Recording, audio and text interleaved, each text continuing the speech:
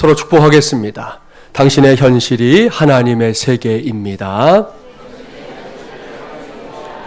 당신의 기도는 예언적 활동입니다. 할렐루야. 오늘은 현실 하나님의 세계 9번째 시간입니다. 오늘은 출제자의 의도를 파악하는 능력이 필요합니다 라는 제목으로 하나님의 말씀을 전하도록 하겠습니다. 오늘은 짧은 이야기로 말씀을 시작하려고 합니다. 이제 이번 주간이면 우리 아이들이 한 학년씩 이제 진급해서 새로운 학년을 시작하게 됩니다. 상급학교에 진학하는 친구들의 경우에는 이번 주간에 다 이제 입학식도 하게 되지요. 이렇게 학업을 감당하고 있는 친구들이 학교에 가서 잘 지내고 다 좋은데 이렇게 머리 아파하는 게 있잖아요. 그것만 한다 그러면 머리 아파하는 거 뭔지 아시죠? 시험입니다. 예나 지금이나 그놈의 시험이라는 단어가 이 친구들을 얼마나 괴롭히는지 모릅니다. 저희가 어렸을 때도 그랬지요. 그럼 어른들이라고 다를까요? 그렇지 않습니다. 운전면허 시험을 비롯해서 각종 자격증 시험이 있는가 하면 또 직장에 들어가면 이 업무와 관련된 시험을 계속해서 이렇게 치러야 하는 경우들도 왕왕 있습니다. 이렇게 세상을 살아가는 데 있어서 필수적으로 해야 할 것 중에 하나가 바로 이 시험인데요. 그 시험에 관한 이야기를 먼저 하려고 합니다. 이 초등학교에서 학생들에게 제출되었던 시험지 문제와 답을 이제 몇 가지 보여드릴게요. 첫 번째, 샌드위치를 만들 때 식빵 한 면에 버터를 바르는 이유가 무엇인지 쓰시오. 그랬더니 이놈은 두 면에 바르면 너무 느끼해서 그래서 한 면을 발랐다 그런다는 거예요. 빨간 게 답이죠. 속 재료의 수분이 빵 속에 이렇게 배어들지 않도록 바르는 건데 하여튼 이놈은 두 쪽 다 바르면 느끼해서 그랬다. 두 번째, 다음 도형이 사각형이 아닌 이유를 써보시오. 그랬더니 원래는 사각형이었는데 찢어져서 저렇게 됐대요. 세 번째, 문장에서 빠진 말을 찾아 쓰세요. 보기까지 줬는데 사슴이 미쳤나 봅니다. 사슴이 거울을 봅니다. 그러면 될 것을 보기를 줬는데도 미쳤대요, 사슴이. 자, 다음 그림은 어떤 약속을 나타낸 것인지 써봅시다. 그러니까 최면을 걸고 있다. 얘는 TV를 너무 많이 본 것 같아요. 분명히 엄마가 동생 잘 보라 그런 약속을 했을 텐데 답을 저렇게 쓰고 있어요. 자, 옛날에는 밥을 지을 때 무엇을 땔감으로 사용했습니까? 그랬더니 LPG 가스. 여러분 LPG 가스를 쓴 지가 얼마 안 되잖아요. 근데 이놈은 아는 게 그거밖에 없나 봐. 자, 교실에서도 복도에서도 운동장에서도 모두가 편안하고 즐겁게 지내려면 무엇을 잘 지켜야 할까요? 실서를 잘 지켜야 되는데, 속력을 잘 지켜야 되는데 이놈이 얼마나 뛰어다니는 놈인지 알 수가 있지요. 계단을 오르내릴 때는 어떻게 해야 하나요? 대신 에스컬레이터를 이용한다 이렇게 썼어요. 사랑하는 마중물이란 가족 여러분, 이 시험지를 보는 여러분의 마음은 어떻습니까? 한편으로 보면 그야말로 아이들의 그 순진무구함이라고 말할 수 있겠지요. 저와 여러분 같으면요 절대로 이렇게 안 씁니다. 이 중에 이렇게 쓰는 분 나오면 바로 병원 가야 되지요. 애들이니까 저렇게 쓰는 거예요. 그런데 다른 한편으로 보면 이것은 속 터질 일이지요. 남의 아이 시험지니까 웃은 거예요, 여러분. 여러분 아들, 딸, 여러분 손자, 손녀의 시험지 같으면 지금 웃음이 나와요? 얼굴이 그저 불구락, 푸르락 하거나 아니면 자기도 모르게 아이의 머리에 벌써 손이 가서 꿀밥 몇 대는 먹이고도 남았을 겁니다. 그렇게 이제 이 일은 일단락이 됐을 겁니다. 분명합니다. 하지만 우리는 오늘 여기서 끝낼 수가 없습니다. 왠지 아십니까? 조금 전에 보여드렸던 이 초등학교 시험지 속에서도 들려오는 이 하나님의 음성이 있기 때문이에요. 저는 오늘 말씀을 시작하면서 남녀노소를 다 이 머리 아프게 하는 것 중에 하나가 다름 아닌 시험이다 전제했었습니다. 이 말을 달리 표현해 보면 저와 여러분의 이 현실, 제가 요즘 하나님의 세계다라고 말씀드리고 있는 이 현실 속에서 우리가 피해갈 수 없는 것 중에 하나가 시험을 치르며 사는 인생이라는 데에 있다는 것이죠. 오늘은 바로 그 시험을 놓고 하나님의 말씀에 귀를 기울여 보려고 합니다. 그런 의미에서 먼저 질문합니다. 누구든지 시험을 잘 보려면 뭐가 제일 필요할까요? 뭘 우리가 갖고 있어야 시험을 잘 칠 수 있냐 하는 거예요. 이렇게 물으면 가장 쉽게 대답하는 것이 있지요. 그것은 아는 것이 많아야 한다 하는 대답입니다. 맞습니다. 지당한 말씀이죠. 누구든지 시험을 잘 보려면 많이 아는 거 매우 중요합니다. 이 객관식의 문제가 많은 시험일수록 이것은 꼭 필요한 좋은 성적의 요건입니다. 그런데 요즘은 그것보다 더 중요한 게 생겼어요. 요즘은 이 객관식 문제보다 주관식 문제의 비중이 더 커진 시대입니다. 그러다 보니 자연스럽게 많이 아는 것보다 더 중요한 것이 생겼어요. 그것은 시험을 제출한, 이 시험을 출제한 이 출제자의 의도를 제대로 파악해야 한다는 것입니다. 이것이 뭔가를 알고 있는 것보다 더 중요해졌어요. 그렇습니다. 출제자가 묻고자 하는 내용이 뭔지를 내가 알아야 됩니다. 출제자가 오늘 이 시험을 통해서 확인하고 싶어하는 내용이 분명히 있거든요. 그것을 내가 거기에 언급해야 돼요. 써야 돼요. 그래야만 좋은 점수가 나오는 겁니다. 이러한 사실을 무시하고 출제자의 의도에는 아랑곳하지 않고 고집스럽게 자기의 의도를 말하거나 자기의 생각대로만 답안을 작성했다가는 절대로 좋은 성적이 나올 수 없는 것이죠. 이것은 단지 학교 시험이나 입사 시험, 자격증 시험에만 적용되는 것이 아닙니다. 하나님과 그의 자녀된 우리 사이의 관계에서도 이것은 필수 요소입니다. 그렇습니다. 성경을 잘 읽어보십시오. 하나님도 종종 우리를 시험하십니다. 여기서 이 말을 오해하면 안 됩니다. 우리말 성경에는 이 시험이라는 단어가 너무 넓게 번역이 되고 있어요. 이 원어 성경에서는 최소한 두 가지를 구분해야 하거든요. 우리말 성경에서 시험으로 번역된 이 첫 번째 단어는 사실 유혹, 템테이션이라는 단어로 번역하는 것이 더 좋습니다. 이것은 하나님이 주도하시는 것이 아니라 사탄이 주도하는 시험을 가리킵니다. 예를 들어서 우리 주기도문 아시잖아요. 주기도문에 나오는 우리를 시험에 빠지지 않게 하시고 라는 이 번역은 더 원문에 가깝게 번역하려면 우리를 유혹에 빠지지 않게 하시고 이렇게 번역하는 것이 더 맞습니다. 그런 의미에서의 시험이라는 단어가 우리 성경에 있고요. 두 번째 단어는 이 테스트라는 의미의 시험입니다. 흔히 이 사람이나 사물의 능력, 성능 따위를 알아보기 위해서 이제 검사하거나 시험할 때 테스트한다 그러잖아요.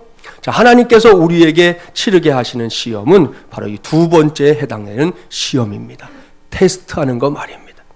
그러니까 이제 정리가 됐지요. 하나님께서 종종 우리를 시험하신다고 하는 말은 우리를 넘어뜨리기 위해 유혹에 빠지게 하는 그런 시험이 아닙니다. 이것은 철저하게 테스트를 위한 시험이에요. 그리고 이 테스트도 오해하면 안 됩니다. 하나님께서 이런저런 시험을 통해 우리를 애먹이려고 하는 것이 아닙니다. 하나님께서 종종 우리를 시험하신다는 말은 하나님이 우리의 삶 속에서 보고 싶어 하는 것이 있다는 말씀이에요. 그것이 무엇인지 아십니까? 그것은 저와 여러분이 단지 세상을 살아가는 한 사람이 아닌 하나님의 이 자녀로서의 반응입니다. 그 반응을 보기 위해서 우리를 시험하는 거라는 거지요. 따라서 이 시험을 잘 통과하는 비결, 제대로 통과하는 비결이 무엇이겠습니까? 다른 것이 아니에요. 시험을 치를 때마다 이 출제자인 하나님의 의도를 잘 알아야 한다는 것입니다. 나아가서 하나님의 의도대로 순종해야 한다는 것입니다. 그러면 세상에서도 좋은 점수 받지 않습니까? 하나님 앞에서도 마찬가지입니다. 아주 좋은 점수를 받을 수 있는 것이죠. 오늘 우리에게 주신 말씀을 그런 관점에서 보겠습니다. 여기에 사도 바울이 힘주어서 전하고 있는 하나님의 말씀이 있습니다. 이 말씀을 통해 오늘 제가 전하는 말씀에 귀를 기울여 보기 바랍니다. 하나님께서 궁극적으로 저와 여러분에게 원하시는 것이 무엇인지 선명하게 알 수 있어요. 본문 로마서 12장 1절과 2절 말씀 우리 함께 봉독해 봅니다. 1절 2절입니다. 그러므로 형제들아 내가 하나님의 모든 자비하심으로 너희를 권하노니 너희 몸을 하나님이 기뻐하시는 거룩한 산 제물로 드리라. 이는 너희가 드릴 영적 예배니라. 너희는 이 세대를 본받지 말고 오직 마음을 새롭게 함으로 변화를 받아 하나님의 선하시고 기뻐하시고 온전하신 뜻이 무엇인지 분별하도록 하라. 아멘. 할렐루야. 사랑하는 마지못이란 가족 여러분, 조금만 관심을 갖고 이 말씀을 보십시오. 그러면 하나님께서 오늘 이 시간에 제게 여러분에게 무엇을 말씀하고 싶어 하는지 알 수 있을 겁니다. 먼저는 오늘 이 시간처럼 저와 여러분의 이 몸과 마음을 하나님 앞에서 사한 제물로 삼아 하나님께 예배하라는 겁니다. 이것이 저와 여러분이 하나님 앞에서 힘써야 할 영적인 예배예요. 이 말씀에 기초해서 당부합니다. 우리 모두 하나님께 예배하는 것을 기뻐하는 하나님의 자녀들이 되기를 간절히 바랍니다. 다른 예배들도 드릴 수 있을 때마다 그렇게 해야 되겠지만 적어도 오늘 이 시간과 같은 주일 예배는 정말로 부득이한 일을 제외하고는 이 빼먹는 일이 없게 하기를 바랍니다. 성수 주일 혹은 주일 성수라는 말 들어봤죠? 주일을 거룩하게 지킨다는 것이죠. 정말 부득이한 일을 제외하고는 우리 한국 교회가 100년이 넘는 세월 동안 굳건하게 지켜왔던 거룩한 신앙의 전통이에요. 우리 모두가 이어나가야 합니다. 우리의 자녀손들도 다르지 않습니다. 이를 꼭 해내는 저와 여러분이 되기를 바랍니다. 그래서 성수주의라는 하나님의 자녀들이 누리는 하늘의 복과 땅의 복이 저와 여러분, 우리 교회의 것이 되기를 주님의 이름으로 축복합니다. 오늘 주신 말씀에서 찾아낼 수 있는 또 하나의 메시지가 있어요. 그것은 날이 갈수록 악하고 혼탁해져 가는 이 세대를 본받지 말라, 따라가지 말라는 겁니다. 요즘 우리가 사는 세상을 들여다보세요. 상식이라는 게 존재합니까? 오래전부터, 그 오랜 우리 조상들의 시대부터 사람들이 당연한 것으로 지켜왔던 이 천륜마저도 이제는 확고한 것으로 말할 수 없는 세상이 되어버렸습니다. 그러니 이런 세상을 본받지 말라, 따라가지 말라라고 하시는 이 하나님의 말씀은 반드시 귀를 기울여야 할 말씀이지요. 그런 다음에 꼭 해야 할 것이 한 가지 더 있습니다. 그것은 하나님의 선하시고 기뻐하시고 온전하신 뜻이 무엇인지 분별하도록 하라는 것입니다. 할렐루야. 이 시간에는 바로 이 말씀에 귀를 기울이기 바랍니다. 저도 여러분도 그러기를 바랍니다. 세상이 흉흉합니다. 하루하루를 살아가는 것 자체가 버겁다고 말하는 사람들이 넘치고 있는 세상입니다. 소망이 없답니다. 그래서 천하보다 귀한 이 생명을 내던지는 사람들이 계속해서 생기고 있습니다. 이제는 자기 혼자만도 아니에요. 아무 죄 없는 자식들까지, 다른 식구들의 인생까지 일방적으로 빼앗는 일들이 빈번하게 일어나고 있는 세상입니다. 이런 세상에서 저와 여러분이 살아갈 길, 그 돌파구가 무엇이냐는 것입니다. 이러한 질문에 하나님께서 대답하십니다. 이 현실을 하나님의 세계로 확신하며 살아가는 성도들아, 나의 선하고 기뻐하고 온전한 뜻이 무엇인지 분별하도록 하여라. 아멘. 이것이 하나님의 뜻입니다. 이것이 하나님의 생각입니다. 무엇보다 이것이 우리의 인생 속에서 펼쳐지는 모든 시험들의 출제자이신 하나님의 의도입니다. 이것을 알아야 하고요. 이것을 믿어야 합니다. 그리고 이 말씀대로 살기를 힘써야 할 줄 믿습니다. 그렇습니다. 그렇게 사는 것이 하나님이 원하시는 거예요. 그런데 현실을 보십시오. 우리의 현실은 좀 다른 것 같습니다. 적지 않은 사람들이 하나님의 시험을 치르면서도 그저 자기가 중심이 돼서 자기의 의도대로만 답을 풀기 위해 안간힘을 씁니다. 신학에서는 이것을 자기의라고 부르는데요. 말씀을 시작하면서 이미 말씀드렸지만 이렇게 하면 어떤 시험이든 간에 그 시험에서 결코 좋은 성적을 거둘 수 없습니다. 하나님 앞에서의 시험도 마찬가지입니다. 자기의만으로 시험을 치렀다가는 그저 힘겹게 시험을 치렀구나 하는 그런 생각만 남게 될 뿐이에요. 성경의 인물 가운데 오늘 전하는 말씀에 해당되는 대표적인 사람이 있어요. 그는 이스라엘의 초대 왕이었던 이 사울입니다. 그에게는 2번의 시험이 있었는데요. 하나는 아주 어려운 상황에서의 시험이었고 다른 하나는 성공적인 상황에서의 시험이었습니다. 사무엘상 13장 말씀을 보면 당시에 블레셋의 공격이 있었습니다. 그러니까 전쟁을 이제 치러야 되는데 먼저 제사를 드리고 전쟁을 해야 했던 상황이었습니다. 그런데 선지자 사무엘이 오지 않는 거예요. 그런 상황 속에서 적지 않은 사람들이 전쟁이 두려우니까 국경을 넘어 도망쳤습니다. 남아있는 백성들 사시나무 떨고만 있었습니다. 그렇게 힘겨운 시간이 계속 지나가는데 사무엘이 오는 시간이 더 길어지자 그나마 있던 사람들마저 또 뿔뿔이 흩어지기 시작했습니다. 이때 하나님께서 출제하신 이 시험의 의도가 무엇이었을까요? 이렇게 절박한 상황 속에서도 하나님의 말씀의 기준을 지킬 수 있는가? 바로 이것이었습니다. 이것이 출제자의 의도였는데 사울은 다급한 마음만 앞세웁니다. 더 이상 사무엘을 기다리지 못하고 제사장 많이 드릴 수 있는 제사를 왕인 자기가 직접 하나님 앞에 드려버렸습니다. 결국 사울은 하나님의 시험에서 탈락하고 말았습니다. 두 번째 시험이 있었어요. 사무엘상 15장 말씀을 보면 하나님께서 아말렉을 진멸하라 명령을 내립니다. 이 전쟁은 하나님이 허락한 전쟁이었습니다. 그렇기 때문에 하나님은 사울에게 압도적인 승리를 허락하셨습니다. 그런 다음에 새로운 시험의 장이 펼쳐지는데요. 앞에 있는 시험이 위기 속의 시험이었다면 이번 시험은 승리했잖아요. 성공한 속에서 펼쳐지는 시험이었습니다. 그런데 사울은 이 시험에서도 실패합니다. 그는 아말렉을 진멸하라는 하나님의 명을 어기고 아각 왕을 죽이지 않았습니다. 다 멸하라고 하셨는데 자기의 눈에 좋은 것들을 전리품으로 남기고 멸하지 않았습니다. 그가 내놓은 핑계의 논리는 이런 것이었어요. 다만 백성이 그 마땅히 멸할 것 중에서 가장 좋은 것으로 길갈에서 당신의 하나님 여호와께 제사하려고 양과 소를 끌어왔나이다. 이렇게 말했습니다. 무슨 말입니까? 백성들이 원했기 때문에 그랬다는 겁니다.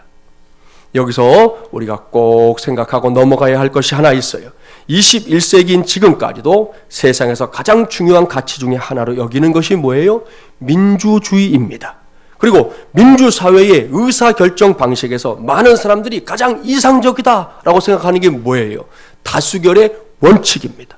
우리 어려서부터 이 원칙을 따라서 뭔가를 결정하는 것을 배우며 자랐습니다. 좋습니다. 이런 방법이 한계를 갖고 있는 사람들과 사회 구조 속에서 나름 최선의 방법이라고 저도 생각합니다. 하지만 명심해야 합니다. 그것이 절대적인 것은 아니에요. 최근에 민주주의에 대한 회의론들이 전 세계적으로 대두되고 있는 거 들어봤을 겁니다. 이것은 우리 모두가 주목해야 할 현실 중에 하나입니다. 사울의 경우를 보십시오. 대다수의 백성들이 원해서 사울 왕은 하나님의 뜻을 거역했다. 그렇게 말합니다. 민주주의의 관점에서 보면 다수결의 원칙을 지킨 것이죠. 그러면 잘한 것이어야 하는데 사실은 그렇지 않았습니다. 왠지 아십니까? 이럴 때에는 다수의 의견보다 더 중요한 하나님의 뜻을 먼저 붙잡아야 하는 것이기 때문입니다. 사랑하는 여러분, 꼭 기억하십시오. 이것이 교회입니다. 그리고 교회에서 통하는 시기여야 하는 것입니다. 다시 말씀드리지만 민주주의와 다수결의 원칙 좋은 거라니까요. 인정합니다. 그래서 교회 내에서도 민주주의와 그 의사결정의 중요한 방법 중에 하나로 통하고 있는 거 맞습니다. 하지만 그것이 최고의 식은 아니라는 거예요. 착각하면 안 됩니다. 우리에게는 하나님의 식이야말로 최고의 식인 줄 믿습니다. 사울왕이 여기서 실패하고 있다는 거예요. 그는 백성들 다수가 원했고 하나님께 좋은 곳으로 제사를 드리려고 의도했던 것이다 대답했습니다. 이러한 사울의 대답을 한편으로 보면 매우 합리적이고 효율적인 것 같아 보이지요. 뭔가 타당한 이유가 담겨 있는 듯이 보입니다. 그러나 아무리 합리적이고 효율적이고 타당해 보여도 그것이 하나님의 출제 의도보다 앞설 수는 없는 것입니다. 여기서 하나님의 출제 의도는 뭐예요? 철저한 순종이었기 때문입니다. 결국 이 시험에 대한 하나님의 답변은 탈락이었습니다. 그때 우리가 잘 아는 말씀이 성경에 등장하지요. 사무엘상 15장 22절 23절 한번 찾아서 봉독해 볼까요? 구약 432쪽입니다. 사무엘상 15장 22절, 23절 두 절 말씀만 함께 봉독해 보겠습니다. 구약 432쪽 함께 봉독해 볼까요? 사무엘이 이르되 여호와께서 번제와 다른 제사를 그의 목소리를 청종하는 것을 좋아하신 같이 좋아하시겠나이까? 순종이 제사보다 낫고 듣는 것이 순양의 기름보다 나으니 이는 거역하는 것은 점치는 죄와 같고 완고한 것은 사신 우상에게 절하는 죄와 같음이라. 왕이 여호와의 말씀을 버렸으므로 여호와께서도 왕을 버려 왕이 되지 못하게 하셨나이다. 잘 아는 말씀이지요. 무슨 말씀입니까? 하나님이 중요하다고 말씀하는 것을 나도 중요하게 여기며 살아야 한다 하는 말씀이지요. 그렇습니다. 아무리 내가 보기에 좋아 보이는 것도 하나님의 입장에서는 아닐 수 있습니다. 또한 내가 보기에 별것 아닌 것도 하나님의 입장에서는 천만금, 억만금보다 더 귀한 것일 수 있는 겁니다. 그렇기 때문에 하나님 앞에서는 이 순종보다 중요한 것이 없는 거예요. 순종이야말로 출제자이신 하나님의 의도를 가장 잘 파악할 수 있는 우리 모두의 능력인 줄 믿습니다. 예를 들어 볼까요? 중세시대의 성자로 꼽히는 프란체스코, 지금의 교황이 이 이름을 따왔죠. 이 프란체스코가 제자들을 이제 어느 날 뽑게 됩니다. 선발하는 문제가 있었는데 그 시험 문제가 뭐냐 하면 꽃씨를 나눠주고 한 달 후에 그 꽃이 피워진 상태, 그 모습을 보고서 내가 제자를 선발하겠다 하는 거였습니다. 여러 명의 후보들이 꽃씨를 가지고 집으로 돌아가서 정성껏 키우기 시작했습니다. 그런데 실상은 꽃씨를 나눠준 것이 아니라 꽃씨같이 생긴 이 철덩이를 나눠준 거였어요. 그러니 철덩이가 화분에 심겨서 자랄 수가 있겠습니까? 어림도 없는 일이죠. 결코 자랄 수 없었습니다. 그런데 한 달이 지나자 여러 명의 후보들이 놀랍게도 아름답게 자란 꽃을 들고 프란체스코를 찾아온 거예요. 그리고는 너나 할 것 없이 막 의기양양했습니다. 모두가 마치 자기가 창조주 하나님같이 굴었어요.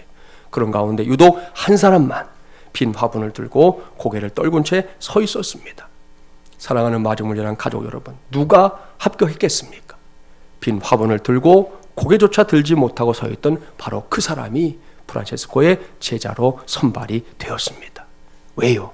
출제자의 의도가 아무것도 피지 못한 그 모습으로 정직하게 이 프란체스코 앞에 나타나는 것이었기 때문입니다.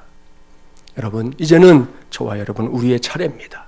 감사한 것은 제10차 특세를 이어가고 있는 우리 교회 안에서 우리 인생의 출제자이신 하나님의 의도가 은혜 가운데 드러나고 있는 일들이 많다는 겁니다. 그 중에 하나는 제4기 단기선교팀 안에서 일어나고 있는 중입니다.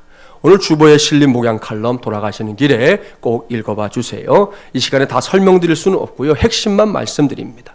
이번 선교 사역을 통해 하나님을 믿는 일에 의구심을 품고 그동안 엄마가 먼저 예수 믿고 열심히 전도하는데 이 형제 녀석이 청년인데 엄마를 애먹이는 거죠. 엄마 마음에 불편한 얘기나 해대고 나는 그런 하나님 안 믿는다고 난 모른다고 그러던 청년 녀석인데 이번에 주님의 살아계심을 확실하게 믿게 되었다는 거예요. 우연치 않게 정말 그 집에 새가족 신방을 갔는데 그 아들을 이제 처음 만난 거예요, 제가. 그래가지고 이런저런 얘기하다가 우리 교회에서 캄보디아 가는 일이 있는데 한번 동참해 보겠냐? 거기에 이 녀석이 그래도 마음이 꽂혀가지고 아무튼 준비하는 2달 넘는 시간 동안 다른 때는 안 와요. 토요일날 그 모임만 오는 거예요, 그 모임만. 그리고 와가지고 모임 마치고 또 돌아가고 그러기를 이제 2달 이렇게 하다가 아무튼 반신반의하며 그리고 그렇게만 참석했거든요. 그런데 그 땅에 가서 사역을 감당하고 오더니 엄마에게 주님의 살아계심을 이제는 믿게 됐다고, 알게 됐다고, 이제는 교회에도 나가고 싶다고 그러더라는 거예요. 어제 새벽에는 특세 자리까지 달려 조 뒤에 앉았었는데 나는 그 녀석이 이렇게 찬송을 입을 막 벌리면서 부르는 걸 또 생전 처음 봐가지고 이 앞에 가지고서도 제가 궁금한 거예요. 제가 어떻게 저렇게 찬송을 하지? 교회를 다녔던 아이도 아닌데 어떻게 저렇게 찬송을 하지? 끝나고 났는데 또 팀원들끼리 만나갖고 요즘에 캄보디아 팀이 새벽에 많이 나오거든요. 제가 보면 한 3분의 2는 나오는 것 같아. 자기들끼리 또 만나가지고 반갑다는 둥 어쨌다는 둥 난리가 났어요. 그 모습을 보면서 얼마나 감사했는지 모릅니다. 그런가 하면 청소년 교회에 속한 한 친구의 경우에는 그동안 이 컴퓨터 게임 삼매경에 빠져 지내는 것이 엄마의 마음을 늘 안타깝게 했어요. 제가 알아요. 이 엄마가 얘 때문에 얼마나 눈물 뿌려 기도했는지 제가 알고 있어요. 엄마하고 이 게임 때문에 충돌한 적도 많고 싸우고 답답해서 문 걸어 잠그고 이런 일들이 얼마나 많았는지 몰라요. 그런데 한마디로 우리 아이가 달라졌어요. 그게 돼버렸어요. 페이스북이라는 인터넷 네트워크를 통해 자신은 이제 게임을 중단한다. 이 녀석이 선포를 했어요. 주변에 있는 친구들이 얘기하는 거예요. 너 그래봐야 작심삼일이지. 야, 네가 그러고 살 수 있어. 웃기는 소리 하지 마. 별의별 소리가 다 달렸더라고 거기에. 그런데 그중에 한 녀석이 물은 거예요. 너 왜 그런 결정했는데? 그랬더니 이 녀석이 답했어요. 이렇게 살면 내 인생이 망가질 것 같아. 그래서 이제 중단할 거야. 그렇게 썼어요. 할렐루야. 이 시간에는 대표적인 두 친구의 이야기만 소개했습니다. 나머지 팀원들 다르지 않습니다. 모두가 하나님께서 이 단기선교 사역이라는 시험에 출제하신 의도를 잘 파악했습니다. 그리고 거기에 제대로 응답했습니다. 벌써부터 내년에 다시 가겠다고 난리예요. 안 보내면 어떡할 건데? 예? 절 보고는 계속 목사님 저 내년에도 갈 거예요.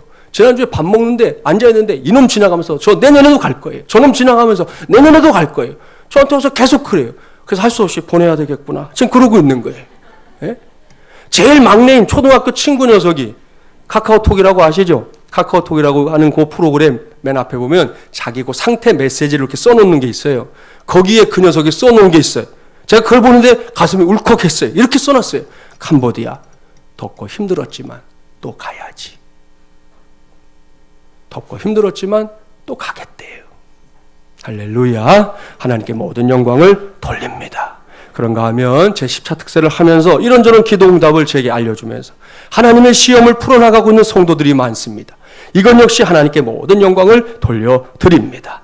여기까지는 하나님의 시험에서 우리가 볼 때 긍정적인 해답을 얻은 경우들이지요. 그렇기 때문에 제가 전하는 말씀을 들으면서 그런 거라면 나도 얼마든지 할 수 있는데 라고 생각하거나 지금 내게는 산적한 문제들이 있기 때문에 이런 상황에서 내가 할 수 있는 건 없어요 라고 생각하는 성도들이 있을 수 있습니다. 그런 성도들도 기억하십시오. 거기에도 하나님의 출제 의도가 있습니다. 그것을 찾아낼 수 있는 우리 모두가 되기를 바랍니다. 바로 며칠 전에 이를 소개하려고 합니다. 최근에 인터넷을 통해서 혹은 이제 스마트폰 가지신 분들은 스마트폰을 통해서 임현수 목사님을 위해 기도해 주십시오 라는 메시지를 받은 성도들이 아마 이 자리에도 있을 거예요. 바로 저분인데 임현수 목사님은 이 캐나다 토론토 큰빛교회의 담임 목사님입니다.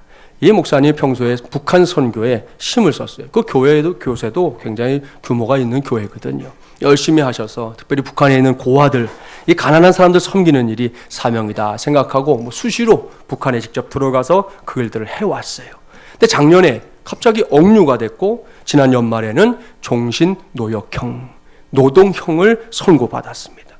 이러한 목사님의 소식이 알려지면서 전 세계적으로 목사님을 위해 기도하는 운동이 지금 일어나고 있는데요. 며칠 전이었어요. 제가 보니까 3, 4일 전인데 사모님인 임금영 사모님이 교인들에게 보낸 편지가 공개가 됐어요. 다 읽을 수는 없고 일부만 읽어드릴게요. 사랑하는 큰빛 교우님들께 오랜만에 멀리서 인사드립니다. 보고 싶고 만나고 싶고 울고 싶고 뭐라 표현이 잘 안 되네요. 몸은 이곳에 있지만 마음은 항상 토론토에 있었습니다. 목사님은 참으로 복받은 사람이라고, 복 많은 사람이라고 생각합니다.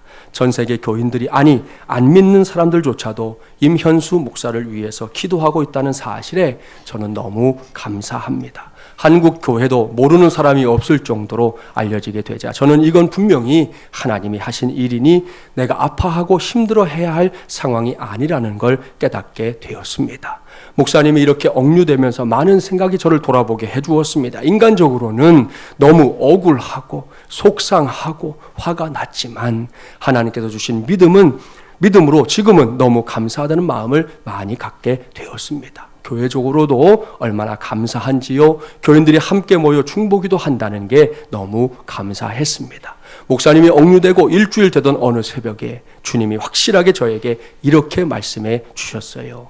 내가 너의 남편 북한에 보냈어. 염려하지 마라. 내가 함께하고 있단다 라고.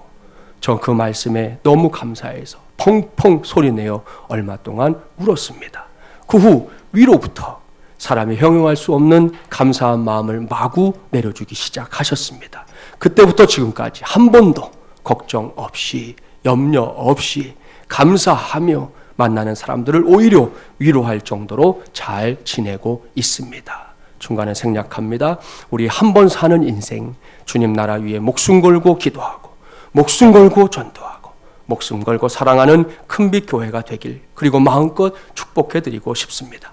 목사님을 위해서 이렇게 기도해 주십시오. 어둠의 땅이지만 빛의 역할을 하도록 하나님만 바라보고 감사하는 시간 갖도록 아버지의 마음 더 많이 주시도록 그 땅에 영혼을 품고 목숨 걸고 눈물로 기도하는 목사 되도록 변장된 축복 잘 감당하도록 끝까지 하나님 영광만 드러내도록 외롭지 않고 끝까지 잘 감당하도록 감사합니다. 사랑하는 마주물이란 가족 여러분, 임금영 사모님을 보십시오. 사모님은 지금 하나님이 출제하신 시험을 치르고 있는 중입니다. 저도 제 일이 아니기 때문에 뭐 그분의 마음, 그분의 상황 다 이해하거나 헤아리지 못합니다. 그런데 분명한 것은 세상의 식으로는 이런 시험이 사람이 치러낼 만한 시험이 아니라는 거예요. 우리가 흔하게 사는 세상의 방식으로는 사람이 치러낼 수 있는 시험이 아니에요. 그러나 믿음 안에서는 우리의 현실이 하나님의 세계라는 확신 속에서는 분명히 좋은 성적으로 치를 수 있는 시험인 줄 믿습니다. 사랑하는 남편이었는 목사님이 북한에서 정신 노동형을 받은 것, 이것이 어떻게 축복입니까? 말도 안 되는 일이지. 목사님이 자기 영광을 위해 뭘 한 것도 아니에요. 거기 들어가서 감투 쓰겠다고 간 거 아니에요. 뭐 북한 가면 영웅 칭호해 주잖아요. 예?